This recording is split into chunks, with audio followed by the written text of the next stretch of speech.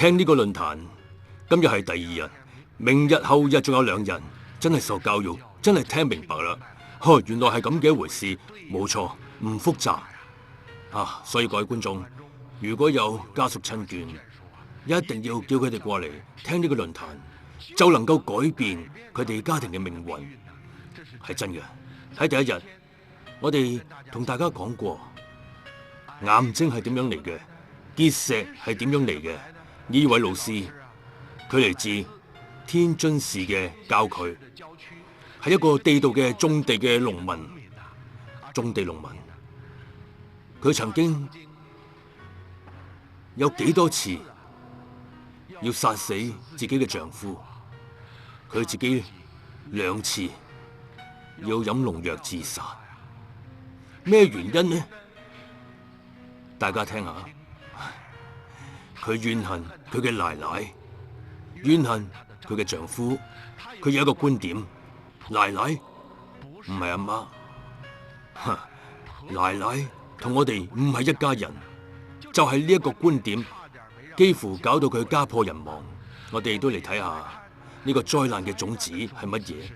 佢細個嗰陣呢，係一個點樣嘅女仔呢？受嘅係咩教育呢？我自細嘅時候，從來都唔識咩叫有信嘅。自己做錯事，爸爸媽媽管我嘅時候，我好憎佢哋。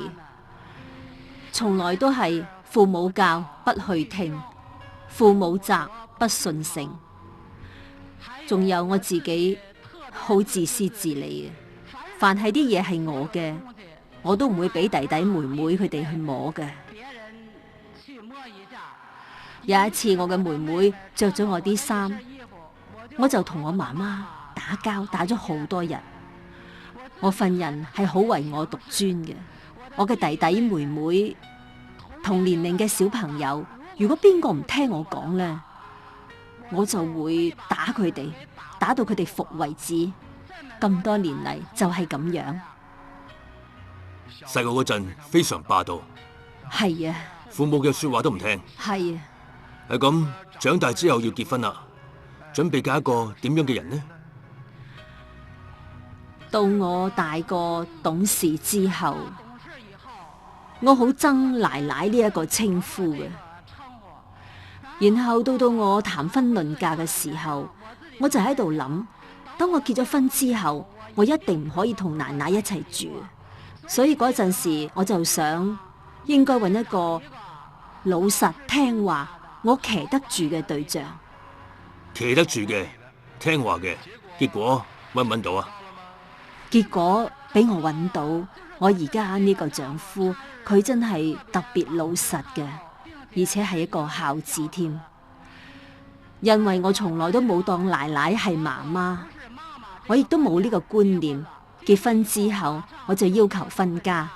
喺結婚20幾年呢一段時間裏面，我從來都冇叫過奶奶做媽媽，亦都冇叫過老爺做爸爸。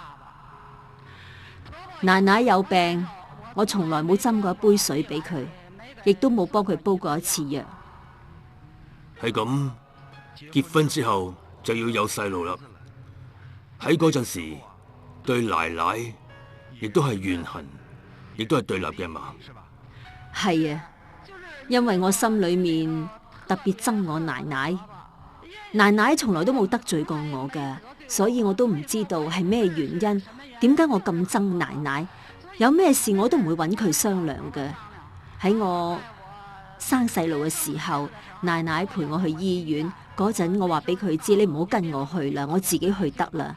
因為我奶奶特別錫我，所以佢就跟埋我去醫院。去到醫院，我生咗個細蚊仔，但係佢一飲奶就嘔嘅，一飲奶就嘔，而且成日都喊，日日都喊，一直到咗3個月嘅時候先至好返啲。呢個細蚊仔一直到咗14歲嘅時候，亦即係話呢14年當中，佢冇一日係唔食藥嘅，特別難湊。人生遭遇災難，患病好，意外災禍都好啦，甚至夭折死得早，大家揾唔到原因，唔知道，你睇佢哋屋企嘅細路就知啦。病咗14年，經常食藥，咩原因唔知道？你問醫生，醫生都唔知道。老祖宗知道啊，古聖先賢教導嘅好清楚，好明白。呢個女人做咗媽媽坐月，做咗產婦，有2大忌諱。頭一個唔能夠生氣發脾氣，第二個唔能夠悲傷落淚。只要你喺產婦嘅時候、坐月嘅時候，你發脾氣、生氣、心急上火，你怨恨、你悲傷流淚，各位觀眾，你哋今日一定要記住，快同家人講，同朋友講。呢個時候，呢個產婦咧，佢產生咗毒素，佢個心壞咗，產生咗毒素，將乳汁都污染咗，乳汁都污染咗。嗰啲乳汁一污染，就變成咗毒乳啊！有毒嘅乳汁，嗰個細路五臟六腑係非常脆弱嘅，飲咗之後，飲咗呢一啲毒奶，輕嘅難養，經常病；重嘅就夭折，就會死。邊個造成啊？媽媽嬲，媽媽悲傷造成嘅。你睇下呢句老說話已經講咗幾千年㗎啦。呢個媽媽冇聽過，從來唔知道。你睇下佢怨恨奶奶，結果自己個細路14年都有病，邊個造成噶？你造成噶。你唔學傳統文化，你唔識，你會唔會做媽媽呢？會唔會做產婦呢？唔識啊，唔識嗰個細路就跟住受罪啦。係咁過日子，仲係會怨恨，恨奶奶，恨丈夫。點解呢？呢個丈夫佢孝順自己嘅父母，佢見到就嬲啦。結婚咁長時間，我對我嘅丈夫管得好嚴嘅。佢一去我奶奶嗰度呢，我就同佢打交噶啦。有一次，我哋喺田度做完嘢翻嚟，我丈夫翻去佢爸爸媽媽嗰邊睇下。到咗食飯時候啦，我見我個丈夫仲未翻，然後我就去我奶奶度揾佢。去到一睇，我見到我個丈夫同自己嘅爸爸媽媽啱啱喺度食緊飯。當時我火冒三丈，我就諗，如果你總係同你嘅爸爸媽媽喺埋一齊，咁我哋之間就唔會有感情。你將更多嘅感情投放去你爸爸媽媽嗰邊，咁我哋呢個屋企就唔似屋企啦。所以當時我好憎佢。你嘅意思就係要控制丈夫？係，要丈夫聽自己嘅說話。係，佢必須要聽我講，同時同自己一條心。我哋先至係一家人，你爸爸媽媽嘅死活同自己有咩關係？就係呢啲諗法。係啊，所以我唔俾佢同佢爸爸媽媽喺埋一齊。然後我入屋一睇，我見到佢坐喺度食飯，我就想拉佢出嚟，但係我揾唔到我奶奶把菜刀擺咗喺邊度，因為當時我真係揾唔到，所以咧我就將佢拉到我哋嘅花園度，然後攞起咁大人哋起屋嘅磚，然後我就向住我丈夫嘅後腦狠狠咁剝落去。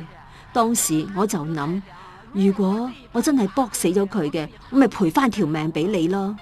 我哋聽到啦，一大嚿磚頭向住自己丈夫個後腦剝落去。咁如果剝到之後，唔係剝到殘廢，就會剝死，真㗎。咩原因呢？丈夫去同爸爸媽媽食飯，忍唔住。你睇下，我哋跟住再問，如果呢個丈夫佢俾爸爸媽媽錢，你係咩態度呢？結婚咁多年，我從來都冇買過一對襪俾我奶奶嘅，亦都冇主動拎過錢俾我嘅老爺奶奶。咁多年以嚟，我嘅丈夫俾錢佢嘅爸爸媽媽都係唔俾我知嘅，我從來都唔知。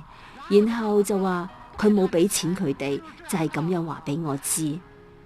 2007年春節嘅時候，我丈夫俾咗我奶奶200蚊，當時我唔知道，等我知道之後，我就嬲到咧，差唔多要爆炸咁滯。我諗呢啲錢係我哋自己辛辛苦苦賺翻嚟嘅，應該係用喺屋企裏面，係唔應該俾你嘅爸爸媽媽嘅，因為你嘅爸爸媽媽仲有你嘅姐姐、妹妹、弟弟，咁關我咩事啫？所以啲錢係我嘅，就係我嘅，唔可以俾佢哋。當我知道咗之後呢，我就全心同佢嘈啦。跟住我哋兩個又打起交嚟。金錢呢，我就攞咗一條好似我隻手咁粗嘅大棍，咁粗嘅大棍，然後呢，我就向住我丈夫嘅後腦度搏落去。當時我有個諗法㗎，我打死你啦，我就賠翻條命俾你。我認，就因為你唔聽我話，所以我要治死你。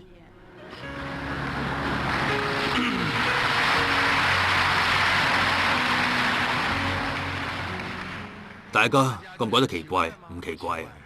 我哋今日喺報紙上面睇到好多咁樣嘅兒媳婦，咁樣嘅老婆殺老公、打老公、鬧老公。各位觀眾，點解呢？大家就要問啦，呢碌咁大嘅棍打個頭，打後腦啊！俾佢卜一下可以打死人㗎。大家就會問啦，呢個係女人嚟咩？呢個係老婆咩？佢點解咁唔正常噶？佢點解唔係人嚟噶？我哋尋日同大家匯報過，人點解佢唔係人？佢本來係人，佢點解唔係呢？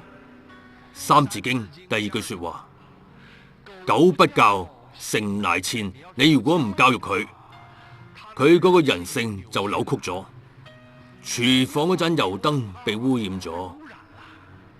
六親不認，冇人情味，人性一啲透露唔到出嚟，人事唔會做啦。咁你問點解呢？廚房嗰盞燈點解會唔光啊？油煙代表乜嘢啊？自私自利、貪心。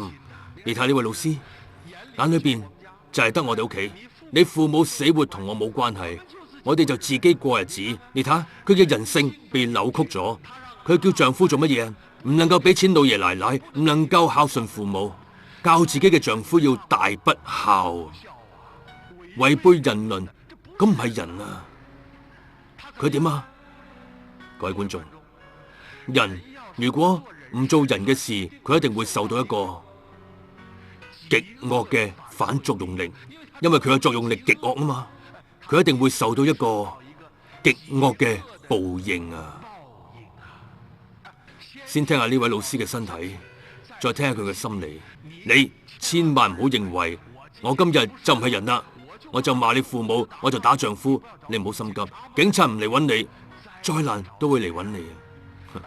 一個都走唔甩噶，天網恢恢，疏而不漏啊！我哋嚟聽下。我結婚咁多年，從來冇停止過對我丈夫嘅管制。就係我丈夫只要去我奶奶嗰度呢，我就同佢打交噶啦。我結婚6年到啦，我肝呢一個位置呢，成日發脹，然後食乜嘢就嘔乜嘢，結果我去醫生度檢查啦，係嚴重嘅肝病。肝病，膽結石1.4，大家聽到啦，而且仲有嚴重嘅膽囊炎。呢個膽結石生咗出嚟，尋日我哋大家聽到啦吓，嗰一罐小玻璃瓶裏邊全部都係石頭。聽一聽呢啲聲音，一定要記住啊！呢個玻璃瓶裏邊裝嘅係乜嘢咧吓？裝嘅係石頭，大家聽下。呢啲石頭係咩石頭啊？我話俾大家知，膽結石、腎結石、膽管結石。你嘅血同埋肉點解變成石頭呢？最堅硬嘅石頭，最柔軟嘅血同埋肉變嘅，點解變呢？怨恨啊！佢日日喺度扭曲，恨死佢啦！扭曲到最後呢，最柔軟嘅血肉能夠變成最堅硬嘅石頭。相由心生，境隨心轉。有人講，我都怨恨，我點解冇生石頭呢？佢亦都唔係一開始就生噶，6年3年就係咁樣啦。量變到質變，唔係唔報，係時辰未到。仲有啊，身體仲有毛病噶。係啊，仲有喺我頸呢一個位置咧，全部都腫起嚟，仲有喺我膊頭咧腫咗咁大。跟住我擰轉頭嘅時候咧，我要成個身擰轉先可以轉到頭，因為條頸腫咗，個人好唔舒服，我唞唔到氣。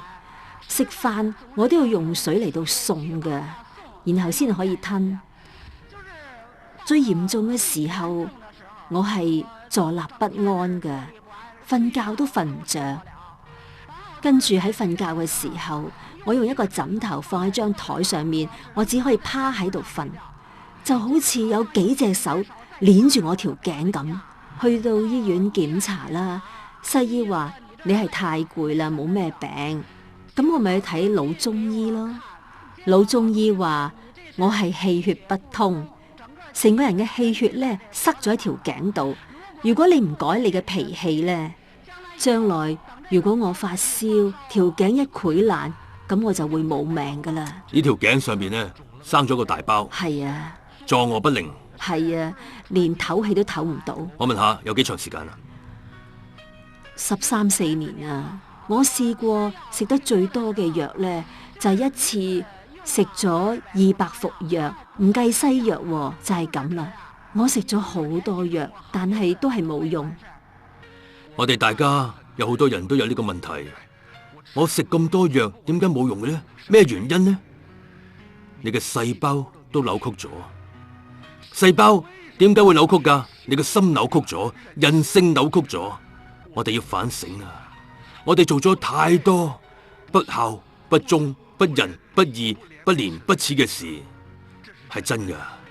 你嗰個心唔改，你將嗰啲藥食晒啊，你嗰個病都唔會好。13年冇用，就係因為我唞唔到氣，所以我好難受。我試過拔罐，拔出嚟嘅都係大血塊。血塊？係啊，結果喺頸呢個部位咧拔咗3個月，就喺呢個位置咧仲有個大疤痕，就因為拔罐拔噶啦。我哋大家就會問啊，血液啊，唔係都係液體嚟咩？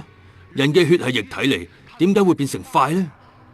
各位觀眾，扭曲咗，都凝固咗，就係咁簡單。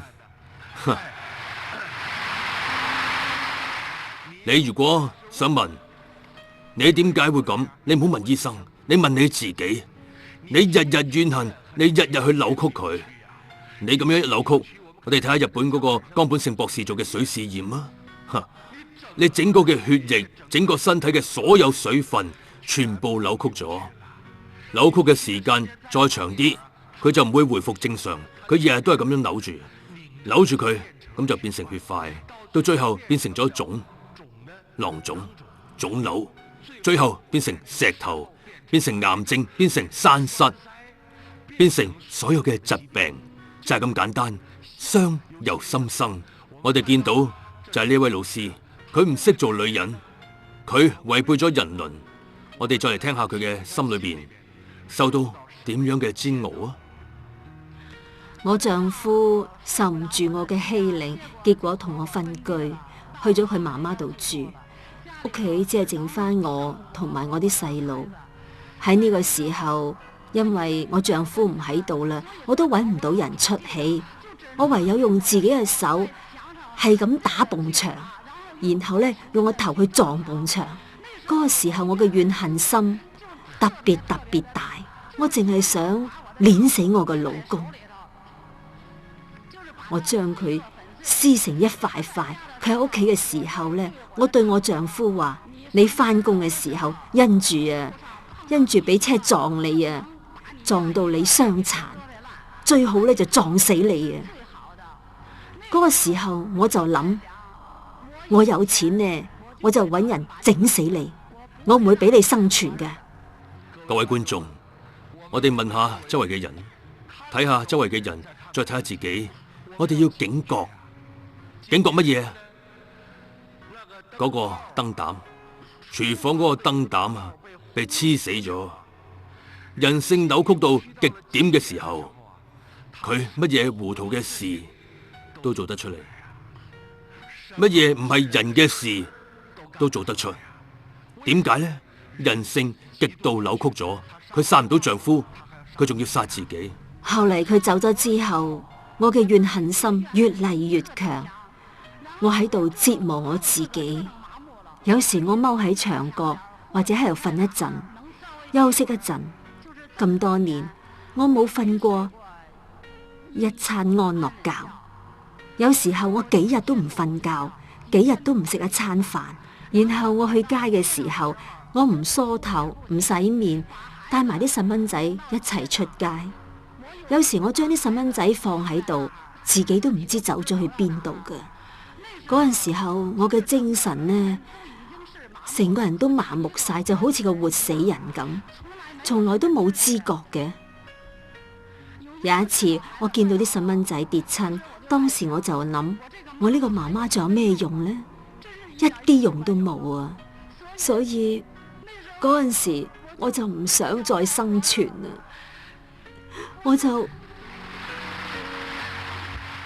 我頭一次攞起我屋企嘅農藥，我離開之後就諗住飲啦。農藥？係啊，嗰時候俾我細蚊仔見到，就走嚟我嘅面前，然後佢攬住我隻腳。佢話：媽媽，你唔好死啊！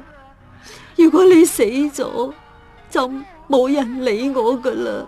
媽媽，你要理我。當時我見到個細蚊仔咁，我好心痛，所以我就放低樽農藥。但係因為我好恨我老公，恨我嘅奶奶，所以我唔知道咩叫做快樂，一啲安全感都冇。見到人哋屋企咁幸福，所以我覺得自己特別羨慕人哋，自己總喺度諗，點解我條命會咁苦呢？點解我唔遇到個好老公、好奶奶？夜晚黑我唔敢入屋，一入到屋裏面，我個人就想爆炸咁。朝頭早我落田度做嘢，我擘大喉嚨咁嗌。只有咁樣先至可以發洩到我啲怨氣，所以嗰陣時我生活得好痛苦。然後到咗第二次，我又拎起農藥想飲，今次呢，我已經吞咗落去噶啦。但係我嘅細蚊仔，因為嗰陣時佢特別留意我噶，佢見到咁呢，就叫咗隔籬屋嘅大嬸過嚟，然後就跪喺我嘅面前。佢話：媽媽，媽媽，你千祈唔可以死，你死咗我就冇人理噶啦。各位姊妹，你知唔知我當時係點樣啊？我想生存，但我生存唔到；我想死又死唔到，我好難受。我成個人都俾怨恨佔據晒啦。就好似有好多條繩綁住我咁，綁到我實一實，想掙扎出嚟都唔得，我真係好難受啊！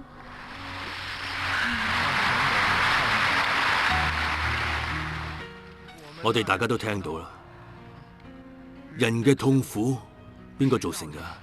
身心唔和諧邊個造成噶？身唔和諧佢就病，重病；心唔和諧要自殺，太痛苦啦！邊個造成嘅？自己造成，自己控制老公，怨恨奶奶，最後想得到得唔到，咩原因啊？自私自利，自私自利係咩原因啊？貪心，太貪婪啦，就係想控制。喺呢個時候，將佢嘅人性全部扭曲晒。反過嚟，佢好有福報，佢哋呢個家。就喺呢個時候，有人送咗俾佢哋一套論壇嘅光碟。佢一睇，呢位老師睇咗一日一夜，睇明白啦。落實弟子規，做個中國人。你睇緊嘅係大型公益紀錄片《中華傳統文化論壇》特別節目《聖言教育改變命運》。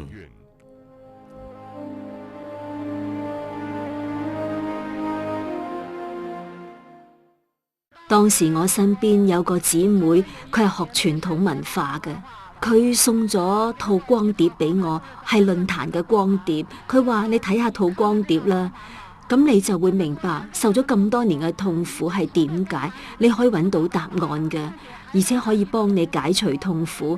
當時我攞到光碟，我睇咗一日一夜，睇完之後我明白啦，我係一個女人，女人嘅4種身份我都做唔到，我嘅所作所為都係違背倫常嘅，所以我咪有惡報咯。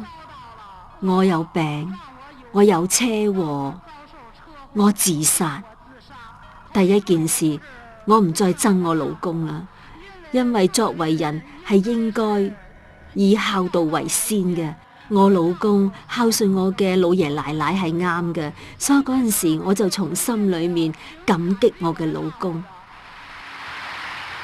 然後我去揾我老公，我叩頭俾佢，向佢賠禮，幫佢洗腳。哦，改咗。係啊，因為睇完之後，聽完啲老師講之後，我明白啦，我應該對我奶奶盡孝嘅。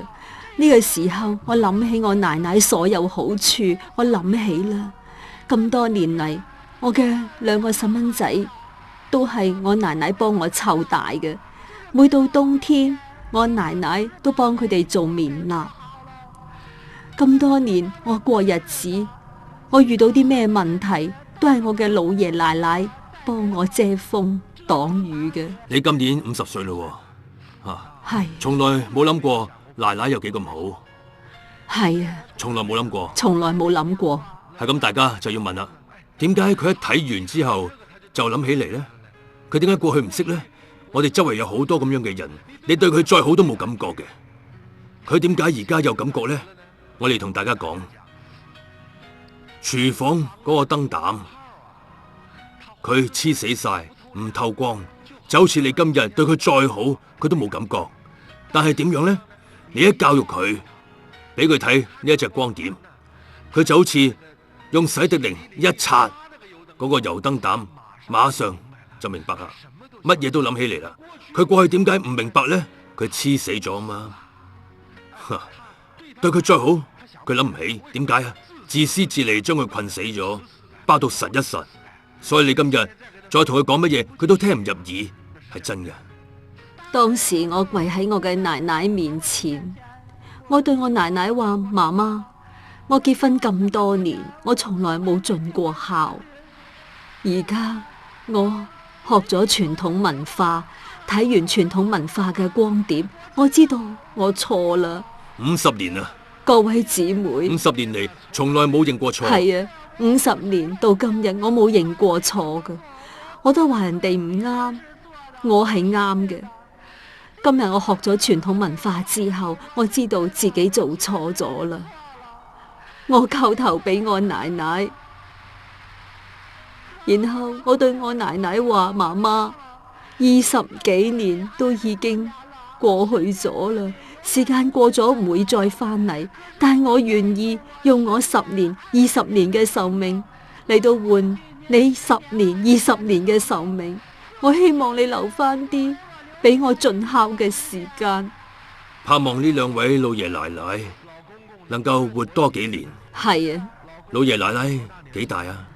我嘅奶奶今年76歲啦，而我老爺今年就80歲。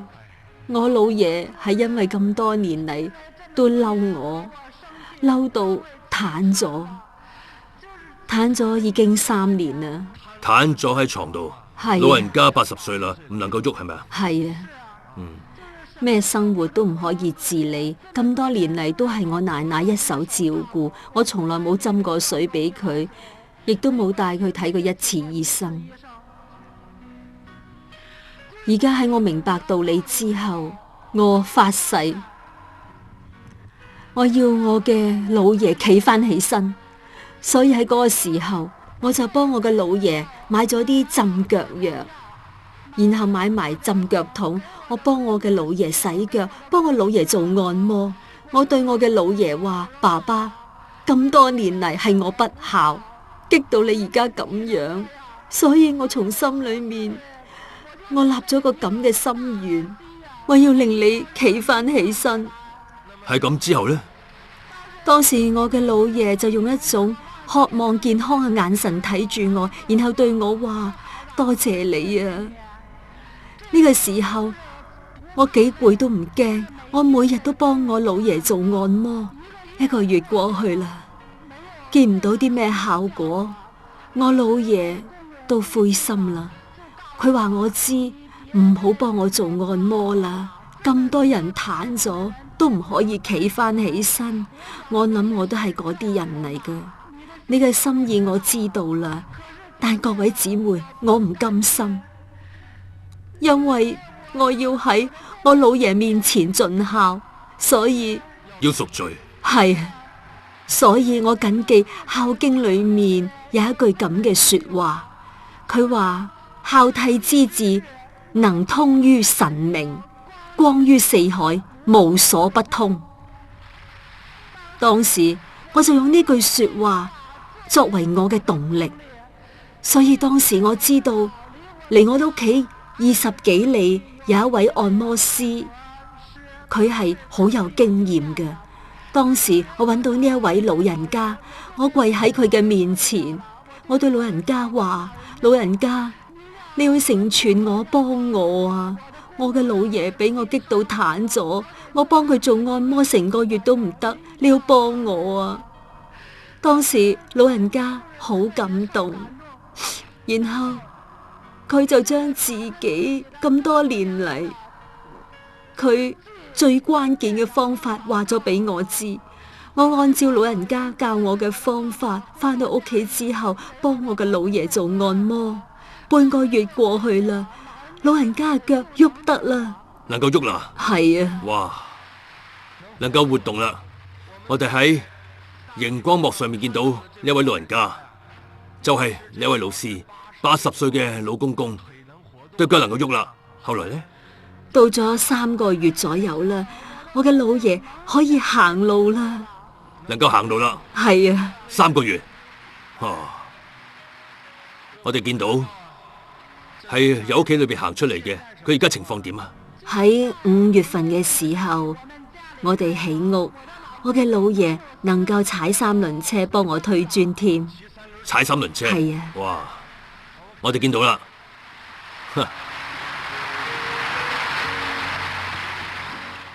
各位觀眾，我哋記住呢張相，佢老爺80歲啦，癱瘓咗3年唔能夠喐啦，結果命好，遇到傳統文化，呢一家人遇到之後，呢個兒媳婦點樣呢？相信《孝經》上講嘅真理，孝弟之志通於神明。呢個神明係咩意思呢？人心自然規律，唔係神仙，唔係嗰個意思啊。然後點樣呢？無所不通。你見到啊？你見到？我哋再睇嗰張相啊！你見到嗱，呢位老公公而家幾健康？嗰啲笑容我哋印象太深啦。點解呢？真係人係教得好噶。50歲咁惡嘅兒媳婦，一係飲農藥，一係要殺丈夫。你話咁嘅一個人，一套光碟，論壇嘅光碟一套，人哋唔單止改好，仲向奶奶叩頭認錯，仲能夠幫老爺按摩，用按摩嘅方法喺醫藥嘅配合下，仲能夠醫好佢。有人就講啦：我點啊？我都去按摩，我幫我屋企人按摩，我點解達唔到呢個效果啊？各位觀眾，《孝經》上呢一句說話，我哋一定要記得：孝弟之志。你嘅孝心要達到極點啊！你要真誠，你嘅心仲未夠孝，仲未夠孝敬，唔夠仁愛，所以達唔到呢個效果。無所不通，咩叫無所不通啊？你整個嘅身體，你話我膊頭痛，我呢一隻腳痛，我呢度栓塞，我得到癌症，我有呢啲腫瘤，點解佢會塞住呢？你本來應該係無所不通嘅，《孝經》上講嘅。正常人都係無所不通嘅，你點解唔通啊？頭一句說話我哋聽到啦，孝弟之志，佢先至無所不通。你唔通係因為你不孝？我哋大家翻去諗下，我點解會病啊？呢度堵住咗，嗰度塞住咗。諗一諗啊，我不孝啊，真係不孝。我哋對照古聖先賢嘅教導，咩叫孝？第一個孝順嘅順，你做唔做得到？你話我俾錢佢，俾佢食嘅，俾佢飲嘅，咁你信唔信住你父母呢？你唔信啊！你日日都激佢，你咁係大不孝。孝順講乜嘢啊？頭一個養父母之身，你養佢，俾佢食，俾佢住，最低級嘅咋？你話我哋養驢養馬養畜生都能夠做到呢一步啦？呢啲係最低級嘅。第二個孝順，養父母之心，你令你嘅父母日日愉快，你做唔做得到啊？你做唔到，不孝。第三，養父母之志，父母有願望，希望實現咩理想？想你成為一個好醫生，光宗耀祖，成為一個好老師，你能唔能夠實現父母嘅願望呢？呢個志向，你係大孝。至孝係乜嘢啊？養父母之慧，令到爸爸媽媽、阿爺阿嫲長輩佢嘅智慧打開，你係至孝。小孝、中孝、大孝、至孝，我哋都冇聽過，所以你不孝，冇人教，你唔孝順，你最後身體塞住咗，咩原因啊？自己不孝造成嘅。我哋睇明白啦。如果唔信，你問下呢位老師啊，佢而家孝順父母啦，佢嘅身體點樣啊？我哋聽下。學完傳統文化之後，我唔再憎我嘅丈夫，亦都唔憎我奶奶，所以話我心裏面就冇恨啦。當時我食藥之後，我條頸呢一個位置，佢啲皮膚咧就裂咗，然後咧就流啲黃水排毒。係啊，流咗成個幾月，條頸咧就唔再腫啦。到而家為止，已經冇咩痕跡啦，咩都見唔到啦，冇咗。我哋頭先聽到啦，佢頸上邊呢個大腫包，13年醫生都醫唔好，佢自己懺悔，佢嗰個心唔再扭曲啦，恢復正常啦。相隨心轉，境由心生。佢改咗之後呢，嗰個大包我哋見唔到啦，真噶。膽結石點呢？膽結石由1.4縮到去0.3，就有少少啦。然後肝病都冇啦。肝臟幾乎接近正常，膽囊炎都冇啦。各位觀眾啊，相由心生，境隨心轉係真理。你嗰個心如果係壞咗，你唔病邊個病啊？真噶，孝弟忠順、禮義廉恥、仁愛和平係人心正常嘅樣。你不忠不孝、不仁不義、不廉不恥，你就扭曲你嘅心，心扭曲咗，你整個嘅血液細胞全部扭曲咗，就係咁簡單。採訪嘅最後，我哋嚟問下呢位老師，佢點解咁倒霉？當初邊個教佢呢一句說話？奶奶唔係阿媽，佢就相信咗呢句說話。你話佢呢一生50歲啦，幾悲慘，差啲就家破人亡。我哋嚟問下，邊個教佢呢句說話嘅呢？我生長喺農村，我嘅爸爸媽媽都係農民，佢哋從來冇學過傳統文化，亦都唔明咩係孝道，所以喺我媽媽結婚冇幾耐嘅時候，就因為分家產同我嘅嫲嫲打交。就係你阿媽同佢嘅奶奶打交。係啊。打咗幾長時間啊？佢哋打咗30年。打得最嚴重嗰一次呢，就係喺我7、8歲嗰陣。嗰陣時呢，佢要將我哋收埋喺隔離鄰舍度。佢哋當時係打得好嚴重嘅，所以嗰陣時呢，我係特別憎我嘅嫲嫲。我知道我嘅嫲嫲係我媽媽嘅奶奶，我嘅嫲嫲唔係好人，所以我就覺得所有嘅奶奶都唔係好人。嗰陣時咧，我仲鬧我嘅嫲嫲。罵你嫲嫲？係啊，我係咁。你媽媽教你乜嘢呢？我媽媽有一次病咗，然後咧就拉住我手話我知，如果你係個男仔，你就可以幫我出氣，幫我報仇啦。報仇？係啊，所以嗰陣時我總係諗，如果我係個男仔咁幾好呢？到咗20歲嘅時候，我真係試過打我嘅姑姐啊！真係打自己嘅姑姐？係啊，係報仇？係啊，嗰陣時我仲好開心添。今次我幫媽媽報仇啦！各位觀眾，我哋聽到呢位老師講到呢度，佢整個呢50年佢嘅一生，我哋全部都聽明白啦。聽明白乜嘢啊？古人教我哋嘅說話係真理啊！中華先祖講嘅說話，我哋真係要照辦奉行啊！咩說話？好人係教出嚟嘅，壞人亦都係教出嚟嘅。我哋就明白啦。咁惡嘅一個媳婦，咁惡嘅女人，亦都係教出嚟嘅。邊個教㗎？佢媽媽教嘅。佢媽媽同佢奶奶打咗30幾年。你如果去問，今日我哋屋企嘅家長都唔會認賬嘅。我冇叫我啲細路過咁悲慘嘅一生㗎。你點能夠話係我教嘅呢？佢唔了解真相。真理係乜嘢啊？真理係身教重於言教啊！你做乜嘢，比你講乜嘢對你細路嘅影響更加大啊！啲細路唔聽你講乜嘢，佢睇你點做。自己嘅阿媽同嫲嫲，即係同佢嘅奶奶打咗30幾年。呢個細路自細就認為奶奶唔係阿媽，奶奶唔係好人。佢親口鬧自己嘅嫲嫲。邊個教㗎？佢媽媽教嘅。教乜嘢？你一定要幫媽媽報仇。你睇下，報仇點樣報啊？你去罵你嘅嫲嫲，打你嘅姑姐。我哋呢個做媽媽嘅教俾自己嘅細路乜嘢啊？大不孝，違背人倫，大逆不道。你點解咁鬧你嘅嫲嫲？點解咁打自己嘅親人，打長輩啊？你咁係教佢唔好做人啊？邊個教㗎？媽媽教㗎。我哋咁樣先知道災難點樣嚟嘅，教出嚟嘅。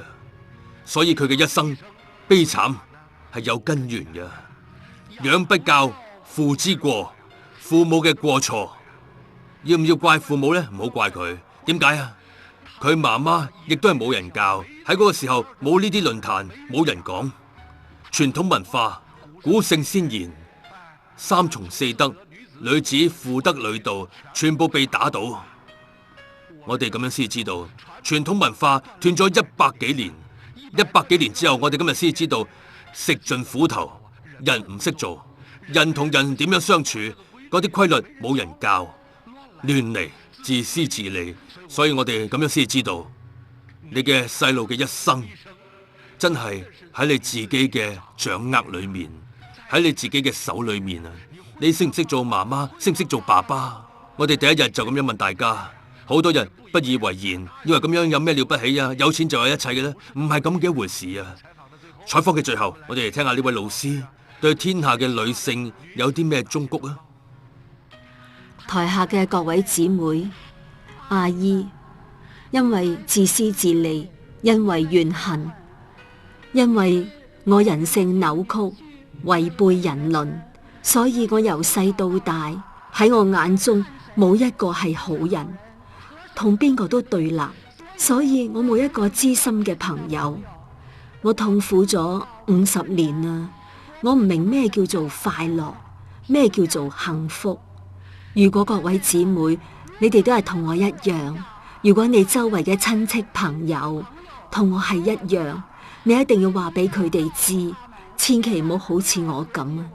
我係用血同埋淚乃至生命，同你哋寫出咗一部反面嘅教材，你一定要引以為戒，千祈唔好學我咁啊！我所行嘅係一條死路嚟嘅，係一條不歸路，一定千祈要記住。仲有就係喺傷害我自己嘅同時，我亦都傷害咗我自己最親嘅人。我嘅奶奶、我嘅媽媽都係因為我得到嚴重嘅心臟病，每年入院2次。我嘅老爺俾我激到癱咗，然後受到嘅傷害，仲有我嘅女，佢今年24歲啦。喺石家莊聽完論壇之後，個女對我話：佢話媽媽，本來我係唔想將呢啲說話對你講㗎，我係永遠都唔想講㗎。但係我聽完論壇之後，我明白啦。我要話你知，我由細到大一直睇住你同爸爸打交。每當我見到人哋嗌交嘅時候，見到打交嘅時候，我就心驚膽跳，仲有一種恐懼感。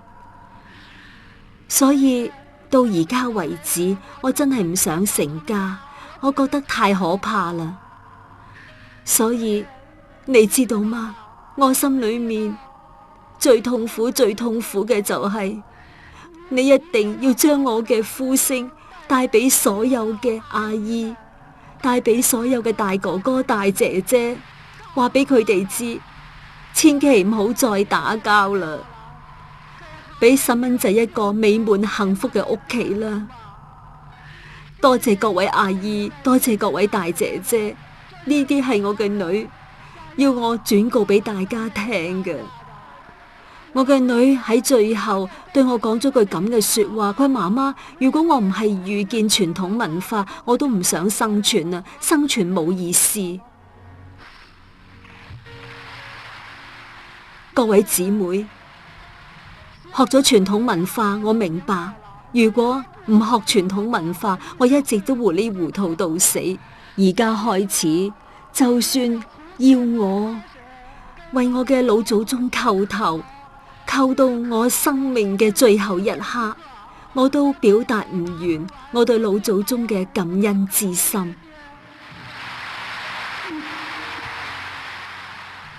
所以台下所有嘅觀眾，你哋要學傳統文化。佢會幫我哋趨吉避凶，佢可以幫我哋改變命運。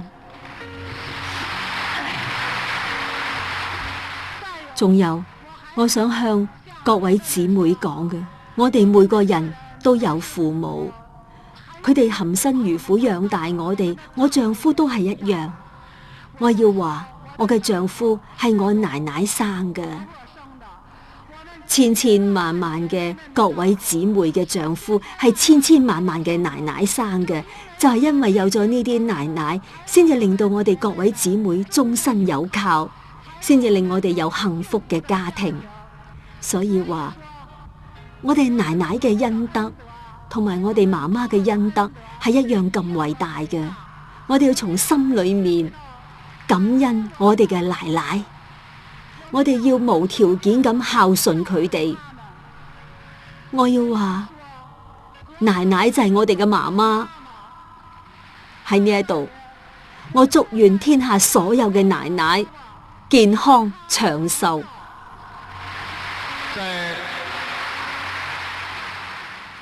採訪嘅最後，我哋大家非常感慨，飲咗2次農藥。如果話冇人俾佢嗰隻光碟，喺今年4月份之前，如果冇人俾嗰套光碟佢，呢位老師有可能已經不在人世啦。真正嘅家破人亡，死咗都唔知道點樣死，幾可憐。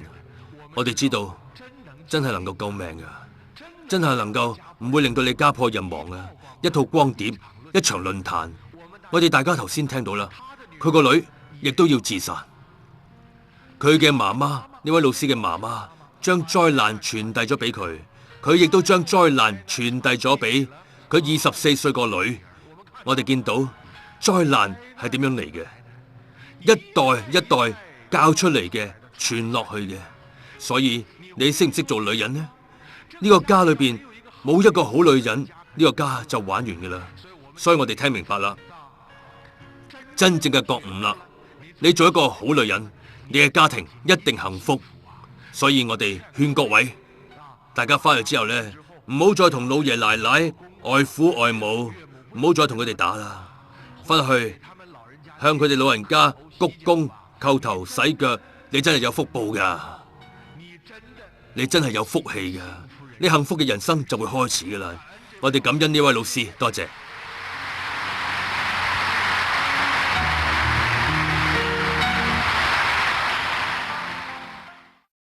今日啲人唔識做奶奶，唔識做兒媳婦，呢件係發生喺2011年5月24號嘅新聞。奶奶同兒媳婦經常鬧交，一時諗唔開，奶奶抱住個細路由樓上跳落嚟自殺，祖孫當場跌死。奶奶只係有51歲，而可憐嘅細路只係有11個月大。案件發生之後，兒媳婦已經被警察帶走，而家屋企只係剩低丈夫一個人。呢個係佢抱頭痛哭嘅場面。我哋相信，好似咁樣嘅家庭，如果原來學習過傳統文化，學習過做人嘅道理，睇過老師們嘅彙報，睇過論壇嘅光點，咁樣嘅悲劇係絕對唔會發生嘅。因為自私自利，因為怨恨，累咗我50年。咁長嘅時間以嚟，我唔識咩叫做幸福，咩叫做快樂。我係用血同埋淚乃至生命，為大家寫咗一本反面教材。各位姊妹一定要引以為戒啊！如果你好似我咁樣，如果你周圍嘅親戚朋友同我係一樣嘅，你一定要勸告佢哋要停住腳步，唔好向前走啦。前面係萬丈深淵，係一條不歸路。